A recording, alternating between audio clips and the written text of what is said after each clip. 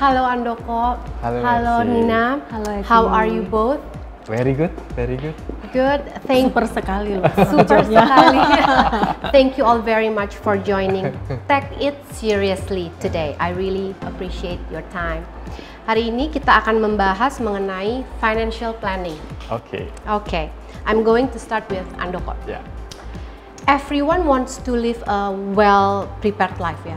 Yeah. Maunya hidupnya enak, a good life. Yeah. Tapi the consequences-nya tuh harusnya mereka punya a good financial planning juga, Betul. ya kan?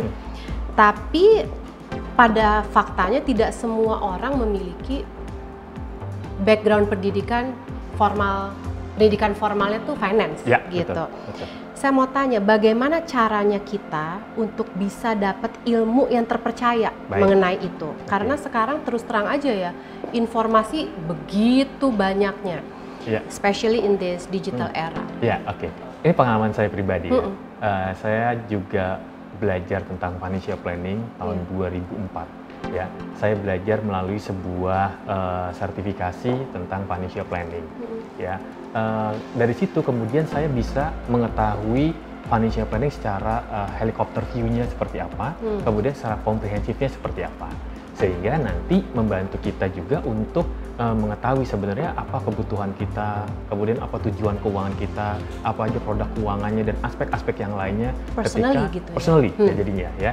Jadi saran saya adalah bisa belajar dari misalnya kalau teman-teman mau menjadi perencana keuangan, atau ada juga yang kadang-kadang saya sendiri juga misalnya ada murid-murid saya yang misalnya mereka tuh hanya pengen tahu aja tentang financial planning gitu jadinya ya, sehingga mereka benar-benar mau belajar dari dengan membayar mengikuti sebuah program sertifikasi, atau mereka juga bisa belajar dari orang-orang yang sudah mendahului atau mereka yang sudah belajar sebelumnya ya, sehingga mempersingkat kurva belajarnya. Contohnya misalnya butuh waktu 17 tahun buat saya mendalami financial planning. Tapi ketika saya sharing session ke orang lain itu nggak perlu membutuhkan 17 tahun kan? Sebenarnya paling nggak mungkin berapa tahun ke depan. Dia bisa mempersingkat kurva belajarnya. Dan sekarang saya juga cermati bisa juga belajarnya dari buku, dari training, dari Zoom, dari manapun ya. Apalagi era digital ya, mereka bisa tinggal lewat handphone aja belajar ya dengan YouTube dan yang lainnya. Apapun itu, yang jelas membantu mereka untuk bisa mandiri secara finansial jadinya. Yang saya cermati memang seperti yang Hersi bilang, sebagian orang belajar financial planning itu sepotong-sepotong jadinya, sehingga misalnya investasi aja atau asuransi aja atau misalnya hal-hal yang lainnya ya, sehingga kadang-kadang mereka nggak tahu helikopter view-nya di mana, kemana arahnya tujuan financial planning. Kurang lebih seperti itu Hersi. Kalau misalnya mau ada orang tanya gitu ya ke saya, udah interview Andoko harusnya bisa menjawab pertanyaan ini. Apa sih pengertian financial planning yang secara basic tuh apa? Apakah misalnya langkah pertamanya tuh kita harus ngapain, ya kan? Terus apakah kita harus bikin goal dulu, terus bikin plan towards itu, atau mungkin kita lihat kita hari ini dulu nih, pendapatan berapa, mapping our income dulu. Bagaimana cara kerjanya? Saya kasih tahu artinya dulu ya, biar gampang. Financial planning adalah sebuah proses mencapai tujuan hidup seseorang melalui manajemen keuangan yang terintegrasi dan terencana. Jadinya, ya. Jadi ada prosesnya tuh gitu loh. Terus ada tujuannya, terus ada manajemen keuangan yang terintegrasi dan terencana. Pertanyaannya adalah yang dimaksud manajemen keuangan yang terintegrasi dan terencana apa sih? Nah, yang pertama itu dimulai dari cash flow management. Bagaimana seperti tadi Hersi bilang, dia mapping bagaimana pendapatannya dia, income-nya dia, expense-nya dia. Kemudian dari situ kan ada cash flow-nya, apakah surplus, defisit, atau pas-pasan gitu ya. Dari situ dia kemudian membangun aset-asetnya. Apakah aset-asetnya aset-aset yang produktif atau yang konsumtif jadinya ya. Kemudian dari situ nanti tujuan keuangannya apa? Misalnya pendidikan anak, pensiun, atau dia pengen punya bisnis, atau dia mau haji, umroh, dan yang lain, atau vacation, misalnya traveling dan yang lainnya. Terus yang berikutnya lagi, kalau dia punya surplus, maka dia nanti akan bisa menuju ke tujuan keuangan yang lain tadi. Contoh misalnya, kalau dia mau vacation, otomatis dia harus menyisihkan sebagian uangnya dia. Kalau dia mau pendidikan anak, dia harus mulai dari jauh-jauh hari dong, ya supaya dia mendapatkan anaknya pendidikan yang terbaik. Kalau dia mau pensiun, dia juga harus mulai dari sekarang. Justru bukan pada saat mau pensiun dia justru mau nyisihin, karena ternyata waktunya nggak cukup gitu. Nah, pengalaman saya kalau misalnya saya nanganin klien, jadi dimulai ketika saya harus fact finding kepada klien saya, apa Harus tujuan fact finding, menemukan dulu nih sebenarnya tujuannya apa, personal detailnya dia seperti apa, anaknya berapa, kemudian dia punya program asuransi yang sudah dimiliki apa, kemudian dia investasinya saat ini gayanya seperti apa, penempatannya ada di mana, risk profile-nya dia seperti apa, tujuannya apa, nanti kita akan matchingin antara tujuan dengan keuangan dia saat ini. Jadi secara sederhana juga bisa dibilang gini, financial planning adalah melihat atau sebuah pendekatan untuk melihat kondisi keuangan saat ini dan di masa yang akan datang. Demikian. Keren banget ya. Kalau saya mau ke Nina nih, ada mau nanya bener apa enggak sih? Kalau ada pendapat yang mengatakan semakin besar pemasukan kita, semakin kecil sebenarnya kebutuhan asuransi kita. Karena mereka berpikir pemasukan yang besar itu sama dengan dia lebih mapan, gitu. How do you see the relation between the amount of income dan juga level of preparedness itu tadi? Oke, ya sih.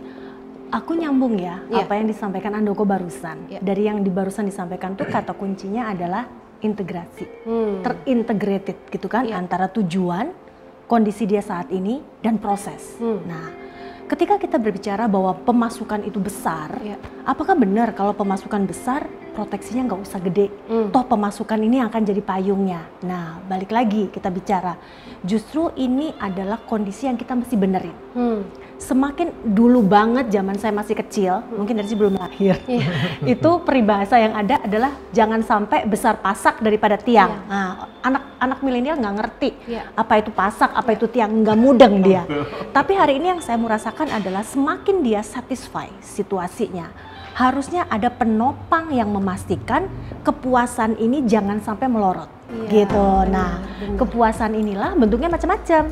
Ada yang bentuknya adalah happy living, ada yang bentuknya adalah yang tadi mau jalan-jalan enak, mau pendidikan enak. Balik lagi itu disatuin dalam satuan yang gampang kita ngomongnya adalah kekayaan, gitu. Ya kan? Nah, kekayaan ini semakin besar, mesti parasutnya juga harus besar. Betul sih. Jangan sampai kita yang tadinya punya tujuan untuk menyediakan mata air, terus karena parasutnya kurang di tengah jalan jadi air mata gitu. Jangan sampai kita yang jadi kendali keluarga hari ini, entah suami, entah istri untuk keluarganya, karena parasutnya kurang ini lagi kita jadi kendala. Nah, itu tadi. Jadi balik lagi ke pertanyaannya, apakah benar kalau asetnya udah gede, kekayaannya udah banyak, nggak perlu proteksi? Justru semakin besar proteksinya semakin gede. Tinggal nanti kita mikir, pasti orang mikir, aduh terus mesti siapin berapa buat proteksinya kalau gue semakin kaya? Nah, ini ada proses, that's why kita menggandeng nih perencana keuangan supaya itu bisa manageable. Seperti itu, kurang lebih itu ya. Keyword yang bagus ya, manageable. Kalau dari Andoko sendiri, apa sih kriterianya hidup itu well prepared? Kalau well prepared itu sih simpelnya adalah berkaca dari pengalaman klien-klien saya misalnya ya. Saya akan lihat nanti tadi tujuan keuangannya dia apa, terus dia apakah sudah punya cash flow-nya seperti apa, kemudian nanti apakah dia sudah punya tujuan keuangan yang sudah komprehensif tadi ya. Misalnya paling gampang ya kalau di individu atau keluarga itu dia pengen punya tabungan, investasi, dia bisa punya asuransi, dia mau investasi di sebuah instrumen investasi yang nanti buat bisa mencapai tujuan keuangan seperti pensiun, pendidikan anak ya. Kemudian pada saat yang bersamaan juga dia itu ingin juga menikmati. Jadi jangan sampai saving tapi dia lupa menikmati gitu kan jadinya. Saya pernah punya klien misalnya yang ketika istrinya itu saving dulu, suaminya marah-marah justru jadinya karena kan mereka butuh balance juga, betul nggak jadinya ya. Nah, oleh sebab itu mereka harus memposkan beberapa income-nya dia pada hal-hal terkait dengan tujuan tadi ya. Bahkan kita juga mesti tahu juga apakah mereka something happen sama pencari nafkah tunggalnya, ada sesuatu kah misalnya seperti polis asuransi atau misalnya surat wasiat misalnya ya nggak, itu kan seringkali kalau ngomongin surat wasiat kan bisa jadi ribut ya jadinya ya. Padahal justru surat wasiat disiapkan itu untuk menghindari keributan di masa yang akan datang gitu ya. Awalnya. Tapi biasanya kalau kita ngomongin surat wasiat ke orang tua kita malah marah-marah karena dia soalnya dia tersinggung kan, soalnya kita mendoakan dia cepat mati gitu ya. Padahal kan enggak sebenarnya gitu. That's a part of well preparation juga ya. Betul. Jadi asuransi itu bisa dibilang sebagai salah satu instrumen untuk mencapai hidup yang terencana dengan baik lah, hidup yang enak. However, kita sebagai orang awam kadang perlu pengetahuan dan kebijakan yang terarah gitu ya, dalam menentukan kita nih mau bergabung di asuransi yang mana gitu, dan seperti apa. Sebagai Direktur Aksa, saya ingin tahu nih, apa sih miskonsepsi yang paling sering ditemui oleh para pemegang asuransi itu? Dan bagaimana cara menghindari salah kaprah dalam membeli asuransi? Oke, mungkin aku mulai dengan ini ya, dengan satu statement dulu, bahwa asuransi memang bukan satu-satunya jawaban ketika kita mengalami resiko. Tapi asuransi menjadi jawaban pertama cash ketika resiko itu datang gitu. Nah, ini yang seringkali kita tidak mempersiapkan itu dengan baik. Kalau saya boleh mundur sedikit, ibarat anak nih ya, asuransi ini anak bungsu gitu. Dimana masyarakat kita terlahir pertama dengan saving. Di tahun 50-an Indonesia digembar-gemborin dengan gemar menabung, seperti itu. Anak kecil lagu Bing Bing Bang Yo, ayo kita ke bank, Bing Bing Bang Hey kita nabung. Nah, tapi lagu itu kalau saya boleh ralat dikit, Bing Bing Bang Hey jangan dihitung, tahu-tahu kita nanti dapat untung. Nah, ini bahaya sayang. Nah, karena orang berpikir udah saving aja, nggak usah dihitung, tahu-tahu dapat untung. Nah, inilah miskonsepsi pertama yang kemudian meninabobokan nih generasi berikutnya. Dipikir kalau udah saving kelar, padahal saving itu adalah cuma untuk tabungan. Dan untuk kita rata-rata masyarakat yang ada, tabungan ini nggak pernah numpuk begitu, karena itu tadi banyakkan nariknya daripada nabungnya itu. Somehow kalau tadi balik ke pertanyaan awal dengan Andoko bahwa orang mesti punya tujuan, dengan hanya menabung saja tujuan ini susah banget untuk dicapai, apalagi di tengah jalan banyak banget adjustmentnya. Nah, kemudian orang berpikir bahwa kalau kayak gitu aku harus temenin nih si tabungan. Anak kedua muncul nih, itu sekitar era 80-an. Indonesia mulai dididik tentang pentingnya berinvestasi seperti itu. Walaupun memang pameo saving yang kata dasarnya save ini belum hilang. Ketika orang belajar untuk melakukan investasi pun orang masih pengennya save. Padahal investasi udah nggak bisa, kita udah melangkah satu tapakan lagi, high risk, high return, low risk, low return. Nah, orang kita rata-rata maunya high return, low risk, nggak ketemu gitu. Human nature ya. Nah, untuk menjembatani dua hal itu, kita perlu yang tadi di awal saya bilang, yaitu pengaman. Pengaman ini seolah-olah seperti anak ketiga yang baru lahir belakangan, cuman kadang dia kesian gini, si proteksi ini atau asuransi ini jadi kesiannya kenapa? Karena dia anak bungsu yang harus melindungi kalau kenapa-kenapa dengan saving, yang harus melindungi dari kenapa-kenapa dengan investasi. Mungkin aku bahas nanti ya. Tapi balik lagi, miskonsepsi inilah yang kemudian orang berpikir ya udah perencanaan itu entar-entar aja, nggak usah sekarang, masih sehat gitu ya, masih pengen menikmati gitu. Once beneran udah kepepet, udah kalang kabut semuanya, seperti itu. Yang kedua, kesalahan yang sering kali terjadi adalah yes, aku berencana, tapi perencanaannya terlalu konservatif gitu. Pokoknya ya udahlah, pokoknya ada tabungan dikit, gitu ada investasi dikit gitu. Jadi balik lagi, kita nggak inspect what we expect, seperti itu. Nah, kalau kita punya ekspektasi besar ya inspeknya mesti gede dong itu. Nah, itu yang sering kali terjadi kesenjangan antara harapan dengan kenyataan. Dan satu lagi yang tadi Andoko sampaikan, edukasi untuk membuat perencanaan awal itu susah banget. Termasuk saya nih ya, biasanya orang kalau udah kepepet baru panik, kalang kabut bikin planning, once itu terjadi udah terlambat. Nah, dengan kita ngobrol seperti ini, harapan kita juga ayo. Kadang orang berpikir bahwa entar aja deh buat perencanaan kalau udah masuk usia mau pensiun. Entar aja deh kalau anakku udah lahir, biaya pendidikan udah beres baru bikin perencanaan. Justru itu yang terjadi, makin gede gapnya. So balik lagi pertanyaan, apa sih miskonsepsinya? Udahlah, yang paling penting adalah planning starting now. Dan satu lagi, Her sayang, planning itu cuma 1%. Orang nggak planning salah. Tapi setelah planning apakah benar? Belum tentu. Karena planning cuma 1%, 99%-nya adalah eksekusi. Nah, eksekusi ini adalah perlu yang namanya disiplin. Kadang-kala kita punya perencanaan tapi tidak berdisiplin untuk melakukan rencananya. Itu sih. Bener banget sih ya. Ya, ini kalau nggak kita tahu tapi kalau nggak diungkapkan Jadi kayak belum diingatin. Apalagi kayak perempuan kayak saya udah bikin perencanaan, terus tiba-tiba ada diskon 70%. Tiba-tiba kita mikir, nggak apa-apa deh, ntar aja di bulan depan gitu. Terus itu terjadi seperti itu. Perempuan dan laki deh sekarang juga. Oh, laki juga ya? Sama ya. Kalau gitu bisa nggak sih di-share ke kita ya? Jadi a strategic formula dalam membeli sebuah asuransi.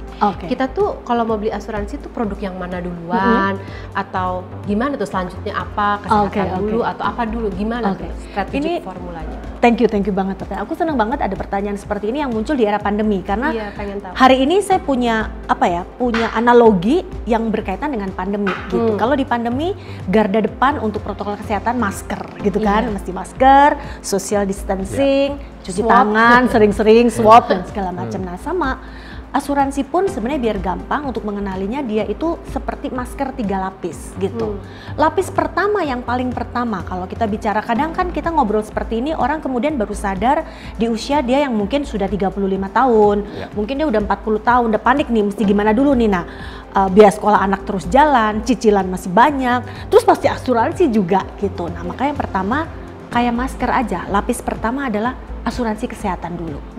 Kadang orang-orang yang workaholic kayak gitu kan kerja mati-matian buat ngumpulin duit. Ketika dana atau aset itu sudah terkumpul, gara-gara sakit itu bisa hilang satuannya dalam waktu seminggu 2 minggu.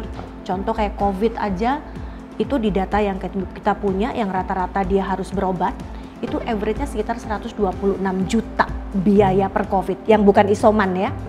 Nah, kebayang nggak sih kalau anak milenial, keluarga muda, nabung, tiba-tiba habis cuman dalam waktu 1 minggu 126 juta. So balik lagi yang pertama adalah masker pertama kalau harus memilih, kalau dananya banyak itu mesti punya 3-3-nya, 3 lapisnya mesti punya.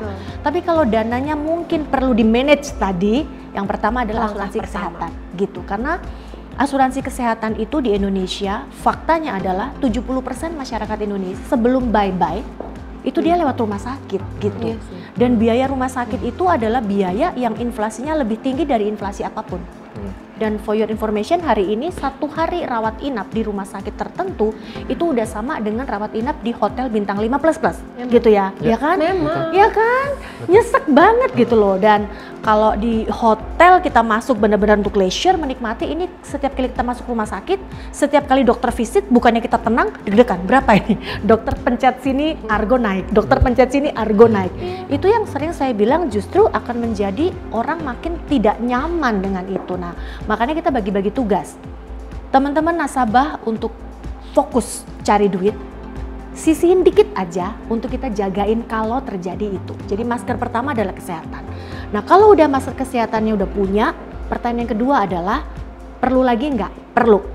Nah, sekarang kita punya masker kedua adalah untuk critical illness. Supaya terjadi perlindungan, supaya jangan sampai si krisis ini menjadikan uang kita jadi kritis.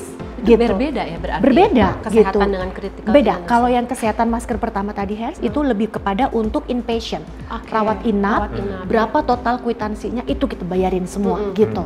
Nah, sementara yang critical illness adalah untuk memastikan ketika terserang penyakit kritis tetap sehat gitu. Jadi si masker kedua ini bukan buat kalau dia meninggal dunia, bukan.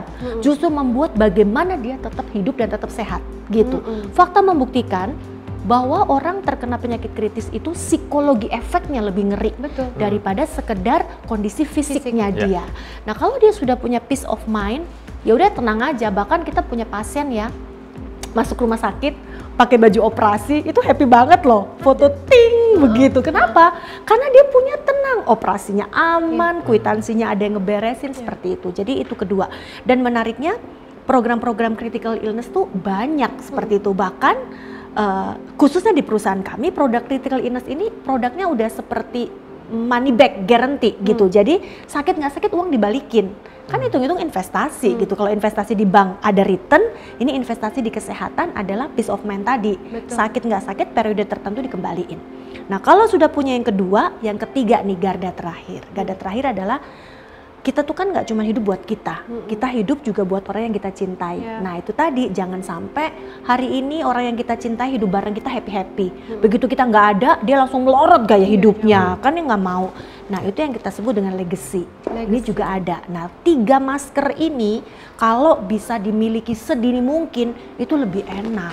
Bener. Gitu. Semakin tua kayak saya gini, kalau udah umurnya tua gini, sayanya yang mau, perusahaan asuransinya yang gak mau gitu. Karena asuransi itu bukan dibeli. Asuransi itu didaftar. Ada orang yang punya duit, tapi kesehatannya nggak masuk, kita juga nggak bisa terima seperti itu. Ya. Kalau dari sisi Andoko sebagai seorang financial planner, bagaimana cara kita memilih produk dan service yang terpercaya? Oke, baik. Paling gampang yang pertama, kita harus lihat apakah produk keuangan itu diregulate oleh regulator. Dalam hal ini misalnya adalah Otoritas Jasa Keuangan OJK. Ya. Yang kedua, kita lihat misalnya produk ini nanti cocok nggak sama tujuan keuangan kita.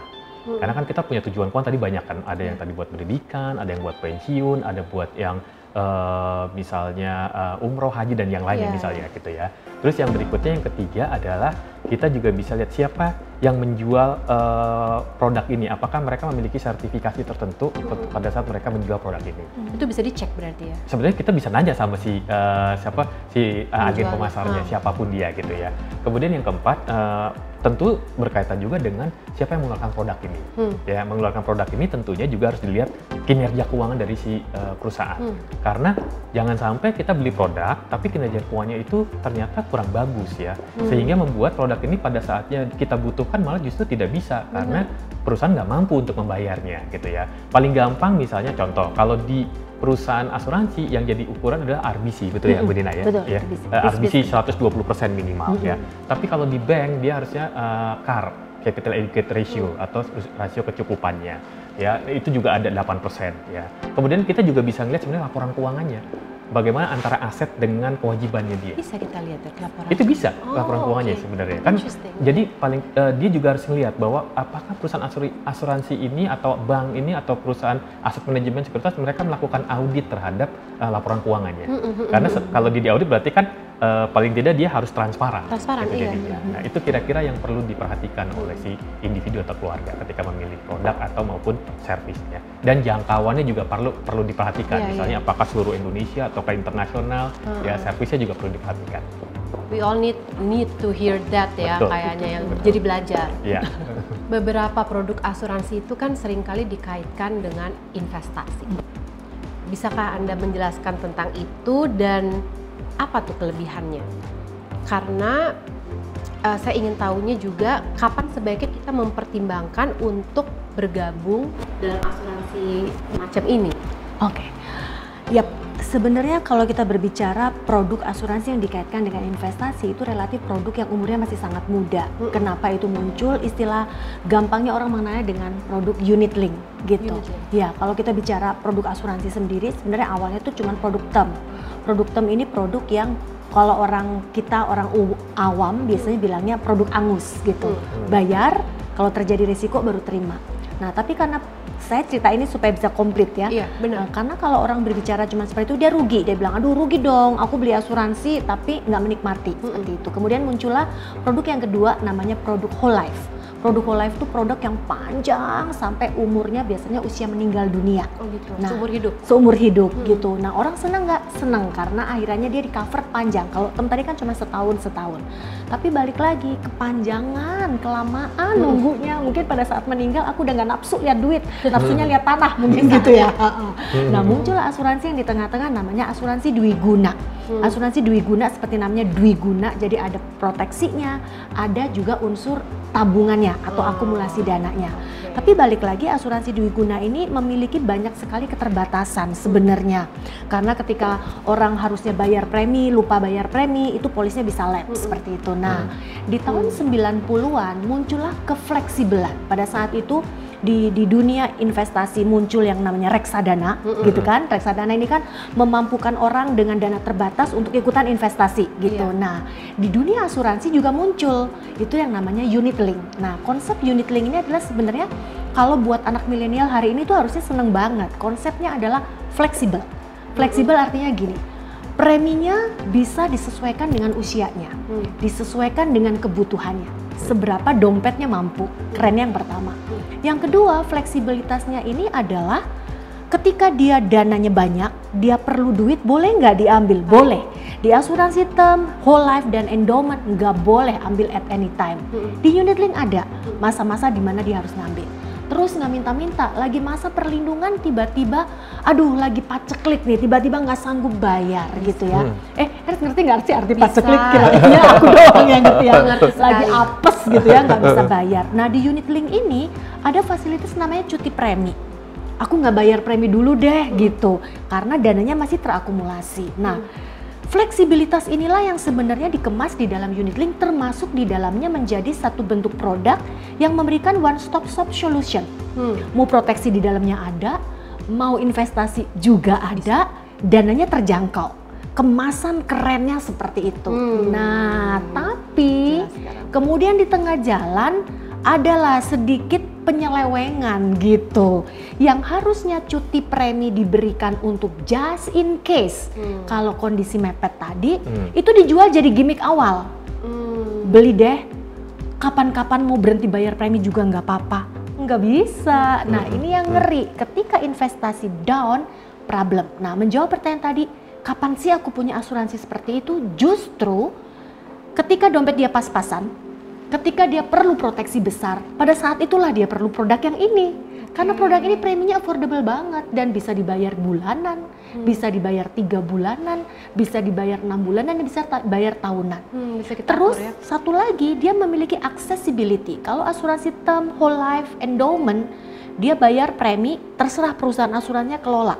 Mau ditaruh dananya gimana? Kalau di sini, kalau dia ngerti investasi, dia lagi lihat nih, ini kondisi-kondisi pandemi ini, harusnya waktunya taruh gede karena saham bakal bullish lagi. Dia bisa loh milih saham walaupun preminya minimal, dia bisa atur. Atau kita mikir, aduh usia aku udah segini ya, kayak takut deh, aku main yang konvensional aja, boleh. Nah jadi balik lagi, asuransi unit link ini adalah asuransi yang bagus banget kalau saya boleh bilang. Sangat menguntungkan nasabah, cuman memang di lapangannya sedikit terjadi misrepresentasi, mis-selling, sehingga itu tadi nggak ketemu. Padahal asuransi ini yang paling fit dan paling suitable dengan nasabah, terutama nasabah-nasabah yang dananya lagi padat seperti itu, dan nasabah-nasabah yang perlu proteksi besar. Di sini bisa, dia bisa mix and mix. Misalkan dari dana aku yang segede ini, aku pengen porsi investasinya digedein dong, bisa. Aku pengen proteksinya digedein, bisa. Mau win-win, bisa. Dan itu bisa dilakukan dengan sangat mudah dibanding asuransi yang lain. Jadi sekarang waktunya buat beli produk ini. Gitu ya. Bisa nggak sih Handoko? Ya. Kita balik lagi nih ya, agak switch ke masalah financial product. Bisa nggak sih gara-gara kita terlalu banyak nih punya financial product, ya kan? Malah jadi punya financial problem gitu. Mungkin nggak terjadi. Gimana cara menghindarinya? Karena apa? Sometimes people get really excited gitu ya. I want that gitu. Oke. Itu mungkin terjadi ya. Dalam konteks apa mungkin terjadi? Misalnya contoh, saya pernah punya klien, misalnya dia punya polis asuransi sampai 10, ya 10. Dia punya penghasilan itu kurang lebih, bukan penghasilan, pengeluarannya ya 80 juta. A month? A year? Iya, a month, ya 80 juta ya. Terus dia calling saya, Pak, saya mau ketemu karena tiap bulan itu saya bayar 20 juta.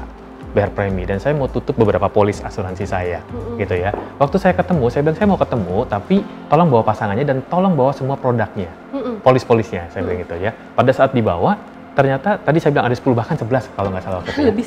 Terus ternyata saya tanya siapa pencari nafkah tunggalnya, kebetulan ini suaminya, ya. Kemudian waktu saya cek, ternyata yang polis yang atas nama suaminya hanya 3. Ya, waktu saya cek lagi polis asuransinya itu ternyata jumlah uang pertanggungannya itu hanya 890 juta. Bayangkan kalau misalnya terjadi sesuatu sama si suaminya, kemudian dia meninggal, keluarlah uang 890 juta, ya kan? Tetapi biaya hidupnya mereka berapa sebulan? 80 juta. Nggak cukup sampai 12-13 bulan ke depan. Itu yang pertama. Yang kedua, perlu diperhatikan juga semakin banyak polisnya, pada saat bersama ada cost-nya loh. Ya nggak? Ya, biaya semua kan ada cost-nya, ada konsekuensinya ya. Itu namanya sih menurut saya fair. Setiap ada cost-nya pasti ada benefit-nya gitu kan jadinya. Terus pernah juga misalnya seseorang yang dia punya produk saham banyak, ya. Karena kan sulit mengawasinya. Misalnya tahun 2005 ya mulai beli saham. ada saham yang memang misalnya returnnya bagus banget, tetapi ada juga sahamnya ternyata malah delisting atau dikeluarkan dari bursa. Bisa sih. Bisa terjadi itu hal itu jadinya ya. Oleh sebab itu semakin banyak yang dia miliki produknya, semakin pengawasannya juga makin banyak juga gitu jadinya ya. Jadi perlu diperhatikan setiap ada produk tadi, pasti perhatikan juga pengawasannya, ada cost-nya, apakah sesuai dengan tujuannya. Kecuali kalau misalnya sudah integratif semuanya, kemudian dia mau memiliki produk yang tujuan yang lain, itu mungkin bisa diperhatikan juga. Bahkan produk yang banyak tadi mungkin kita bisa switch di masa yang akan datang untuk keperluan atau tujuan yang lain gitu. Gitu ya. Last question. Seru sekali kita hari ini belajar banyak. Thank you. Apa sih keunggulan produk asuransi dibandingkan dengan produk keuangan lainnya yang membuat asuransi itu cocok sebagai tools gitu atau kendaraan untuk mencapai tujuan kita di masa depan? Saya cerita pentingnya asuransi dibandingkan dengan saving and investment. Walaupun statement saya ini harusnya dikoreksi karena saving, investment, dan protection bukanlah produk yang dibandingkan. Harusnya dia adalah produk yang disandingkan, seperti itu. Cuman kita melihat masing-masing. Kenapa orang perlu saving? Perlu, karena orang hidup hari ini, gitu. Saving adalah uang hari ini untuk hari ini. Perlu nggak punya saving? Perlu, karena dia adalah tools yang paling liquid. Walaupun bentuk saving ini dalam bentuk keuangannya bisa jadi sekarang dengan digital wallet seperti itu. Yang kedua, karena orang nggak hanya hidup hari ini, dia perlu hidup jangka panjang, makanya orang perlu investasi. Perlu nggak investasi? Perlu, karena kalau mengandalkan saving, cuman save aja, hari ini uangnya nggak berkembang gitu. Nah, tetapi ketika orang harus punya investasi, dia juga harus siap nih jantungnya. Yang tadi di awal saya bilang, high risk, high return, low risk, low return, no risk, no return. Nah, ini orang-orang masih suka salah, maunya no risk gitu, nggak bisa. Nah, tapi si investasi ini ketika investasi lagi bagus, dia berkembang sangat melesat melebihi tingkat inflasi. Itu yang membuat kalau tadi saving adalah plan to be safe, investasi in overall adalah plan to be rich. Seperti itu, gimana duit 100 jutanya jadi 200, 200 jadi 400, walaupun ada opportunity 400 terkena segala macam resiko bisa blok. Nah, tapi dia nggak hanya hidup saving and investment. Kalau saving and investment, S dan I jatuhnya cuma C, gitu ya. Bahaya ini, mati nanti jatuhnya. Makanya harus dilengkapi dengan P, supaya jadi SIP. SIP. Si P ini, si proteksi ini menarik. Dia punya 3 wajah. Kalau tadi saving adalah uang hari ini untuk hari ini, investasi adalah uang hari ini untuk hari esok, si proteksi ini punya 3 wajah. Terjadi resiko hari ini, dia melindungi si saving supaya nggak usah keluarin itu tabungan gitu ya. Perusahaan asuransi yang akan bayarin cash ke rumah sakit kalau dia ada resiko hari ini. Nah, pertanyaannya, kalau aku nggak ada resiko nih, nah gimana? Baik-baik aja, umur panjang. That's good. Itu harapan semua orang. Maka si proteksi ini akan menambahkan akumulasi dana terhadap investasinya. Jadi dia akan di-levitate, dia akan di-leverage untuk naik lagi. Nah, suatu hari orang pasti tua, suatu hari orang pasti mati. Tinggal kapan kita nggak tahu. Nah, ketika itu terjadi, dia akan menciptakan aset. Jadi dia melindungi uang hari ini, menambahkan dana akumulasi, dan meninggalkan legacy. Nah, berkaitan dengan legacy ini, si asuransi itu punya 6 manfaat. Manfaat yang pertama, dia adalah legacy yang cukup dikumpulkan uang kecil jadi uang besar. Contoh, hari ini kalau dompet saya cuma bisa menyisihkan 500.000 per bulan. Untuk bisa ngasih warisan 500 juta, aku perlu 1000 bulan loh. Udah kayak malam Lailatul Qadar, belum tentu nyampe, bener nggak? Tetapi dengan asuransi, si 500.000 ini pun terjadi resiko bisa jadi 500 juta. So, small amount for big amount. Yang kedua, asuransi ini tepat sasaran karena dia konsepnya adalah beneficiary, bukan waris gitu. Jadi kita bisa membayarkan tanpa dispute langsung sesuai dengan ahli waris yang diinginkan. Nggak usah pakai jambak-jambakan, nggak usah proses biasanya yang namanya waris untuk pencairan. Dia perlu pencarian dan kadangkala terjadi pencurian. Kalau asuransi enggak, dia langsung cair. Yang ketiga, asuransi ini saat ini, moga-moga OJK lagi dalam urusan gitu ya. Saat ini asuransi adalah bukan objek pajak. Keren loh, itu keren banget. Jadi yang diterima adalah net. Walaupun sekarang ini ada wacana untuk menambahkan PPN terhadap asuransi, tapi belum deal. Jadi maksimalin sekarang. Yang keempat, asuransi nggak perlu balik nama, dia bebas bea. Jadi hari ini terjadi waris adalah anak saya, nggak perlu balik nama. Dan jangan salah, banyak sekali aset yang kara-kara nggak dibalik namain, dia jadi status quo. Yang kelima, karena dia tepat sasaran tadi, maka dia bukan sumber sengketa gitu. Jadi yang aku bilang tadi, yang namanya kita mau kasih mata air, tetap mata air, nggak jadi air mata gitu ya. Dan last but not the least, dia liquid. Makanya itu yang saya bilang bahwa asuransi itu tetap harus jadi kuncian karena dia memiliki entry dan exit strategi untuk the whole financial planning. Itu aja dari saya. Sangat bermanfaat. Sekali lagi saya ucapkan terima kasih Muhammad Andoko Sicilianina.